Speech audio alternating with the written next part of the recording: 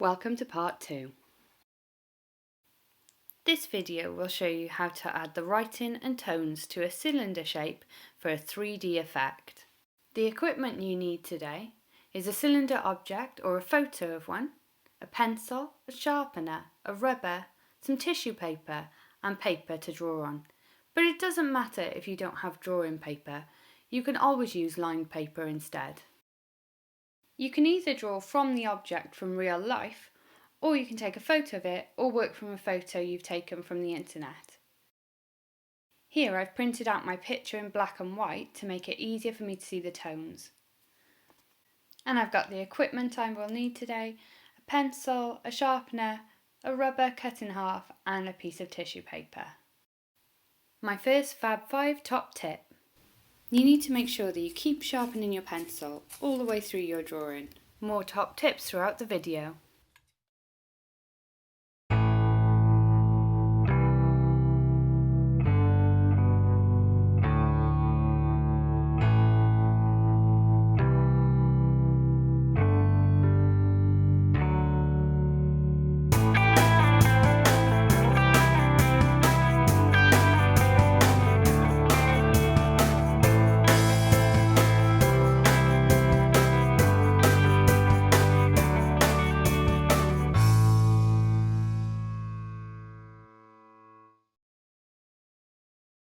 Here's my next Fab 5 tip for adding smooth tones to your drawing.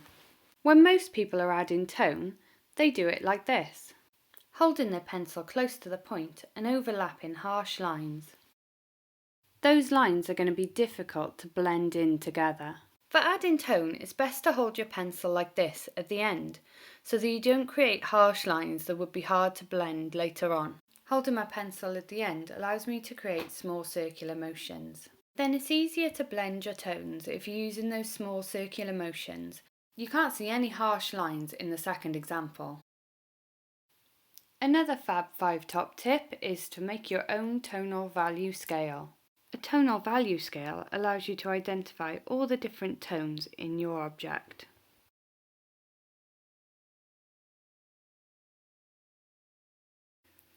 At this stage, I'm actually going to add the background first because it's a block of tone. I can match it up using my tonal scale, and it's about a 3 on the scale. If you fill in your background at this stage, then it'll make you feel like you've done quite a bit of work already. So let's quickly shade in that background. I'm going to sketch in the line of the shadow now. As there was a strong light source, there's actually 2 shadows here, so I'm going to draw that in now. Checking my marks against the picture all the time to make sure I'm drawing in the correct places.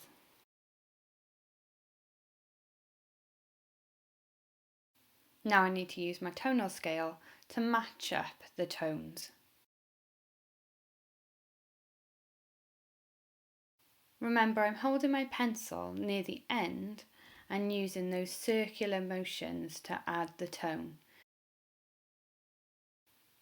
I keep using my tonal scale to check the different tones on the picture.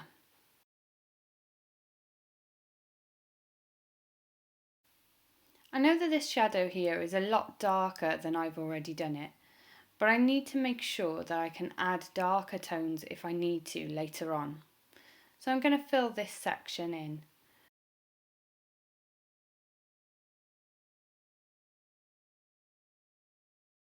Now I'm looking at the different shadows on the actual can. There's a bit of a reflection here where the light has bounced off the wall and back onto the baked bean can. So I need to match those tones again using my tonal scale.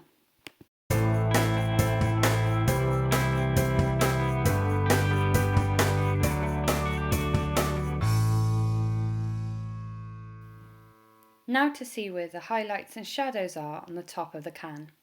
The ring pull is a really difficult shape, so don't worry if you haven't got it quite right at the moment. Just start to add some different tones.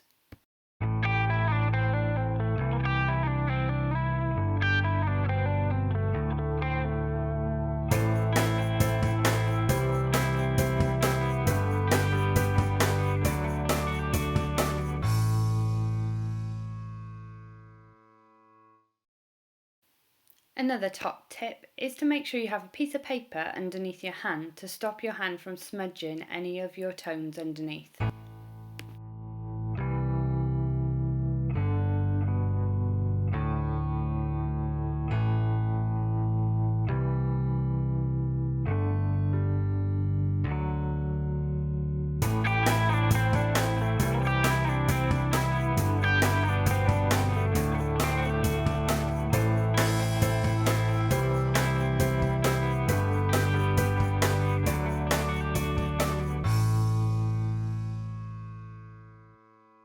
The lettering on the label is really a challenge, so let's try and make it easier.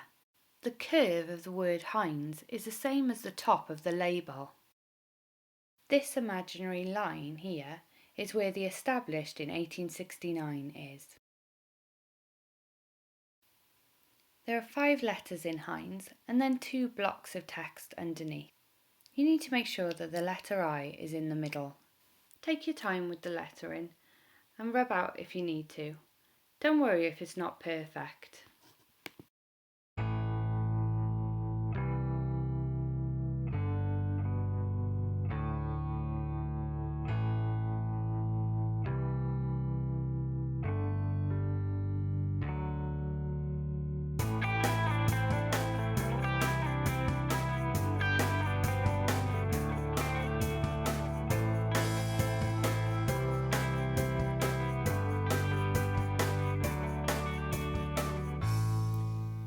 The really small lettering is quite difficult, so try your best and keep your pencil really sharp.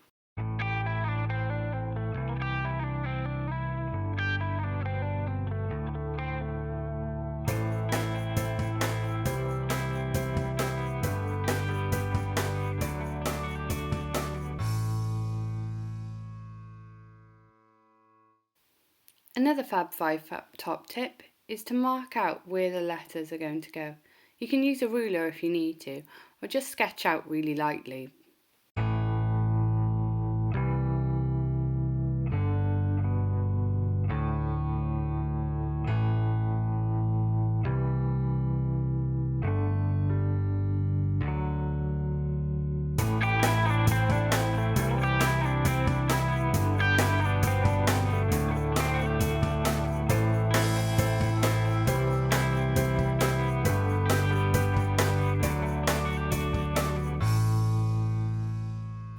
This lettering is very small, so I've drawn a rectangle for it to fit into.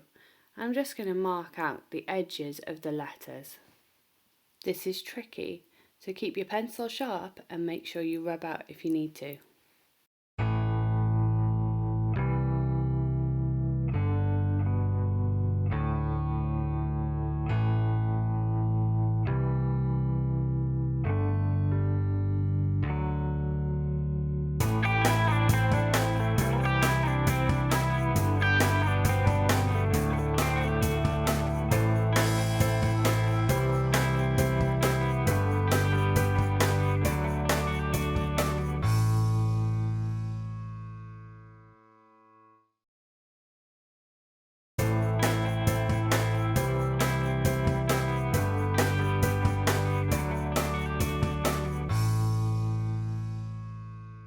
This isn't a fault with my printer. This circle is a reflection of the can. So I'm going to use the pointy end of my rubber to rub out that circular reflection. Once we've done that, we've finished our drawing.